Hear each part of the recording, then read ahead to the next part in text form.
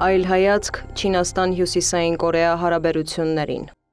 2026 թվականի հունիսին Չինաստանի նախագահ Սի Ծինփինը 7 տարվա ընդմիջումից հետո այցելեց Հյուսիսային Կորեա, հանդիպելով երկրի առաջնորդ Կիմ Չեն Ընին։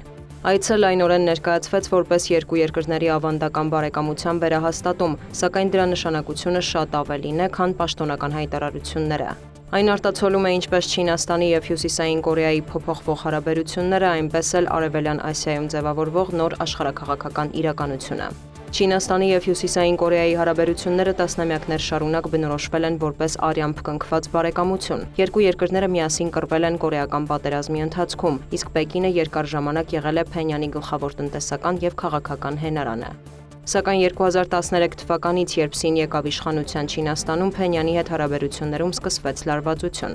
Պեկինը դժգոհ էր Կիմ Չեն Ընի կողմից իրականացվող միջուկային և հրթիռային փորձարկումներից, որոնք ապակայունացնում էին տարածաշրջանը և մեծացնում ԱՄՆ ռազմական ներկայությունը Արևելյան Ասիայում։ Չինաստանն անգամ աջակցեց ՄԱԿ-ի մի շարք պատժամիջոցների ընդունմանը, որոնք զգալի հարված հասցրին Հյուսիսային Կորեայի տնտեսությանը։ Երկխոսությունը վերսկսվեց միայն 2018 թվականին, երբ կողմերը վերականգնեցին շփումները։ 2018-19 թվականներին Կիմը մի քանի անգամ այցելեց Չինաստան, իսկ 2019 թվականի հունիսին Սի Ծինփինը դարձավ Չինաստանի առաջին առաջնորդը, որը 14 տարվա ընթացքում պաշտոնական այց կատարեց Փենյան։ Այդ այցը դիտարկվում էր որպես ուղերձ, որ Չինաստանը չի պատրաստվում թույլ տալ, որ Հյուսիսային Կորեան դուրս գա իր ազդեցության գոտուց։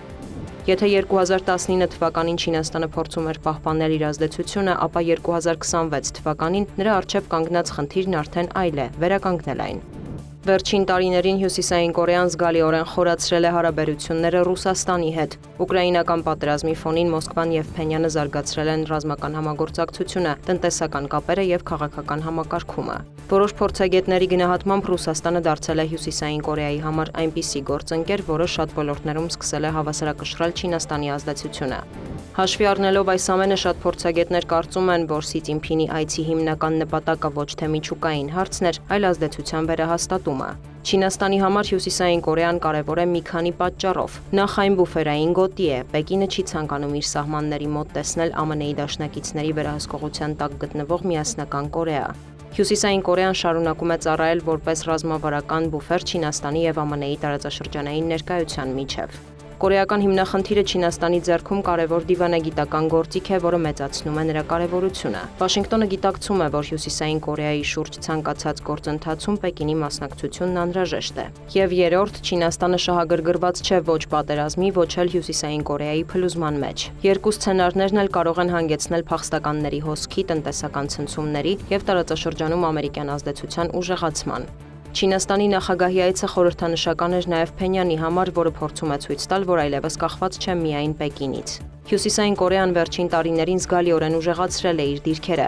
Միջուկային ծրագիրը շարունակում է զարգանալ, իսկ վերջին գնահատականներով երկրի ուրանի հարստացման կարողությունները կարող են էապես աճել մոտակա տարիներին։ Կիմ Չեն Ընի համար Սի Ծինփինի այցը կարևոր էր մի քանի առումով։ Նախ սա հնարավորություն էր ցուցադրել իր միջազգային լեգիտիմությունը, վերահաստատել Չինաստանի կողմից իր իշխանության ճանաչումը և արտաքին աշխարհին ցույց տալու, որ Փենյանը միաժամանակ կարող է համագործակցել և Մոսկվայի և Պեկինի հետ։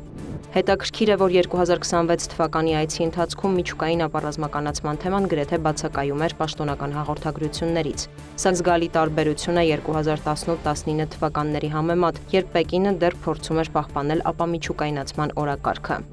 Այսօր Չինաստանի առաջնահերթությունը կարծես փոխվել է։ Եթե նախկինում գլխավոր նպատակն էր Հյուսիսային Կորեային վերադարձնել բանակցությունների սեղան, ապա այժմ ավելի կարևոր է պահպանել կայունությունը և թույլ չտալ, որ Փենյանը լիովին դուրս գա չինական ազդեցությունից։ Պեկինը փաստացի հարմարվում է այն իրականությանը, որտեղ Հյուսիսային Կորեան արդեն միջուկային տերություն է և մոտ ապագայում չի հրաժարվելու այդ կարգավիճակից։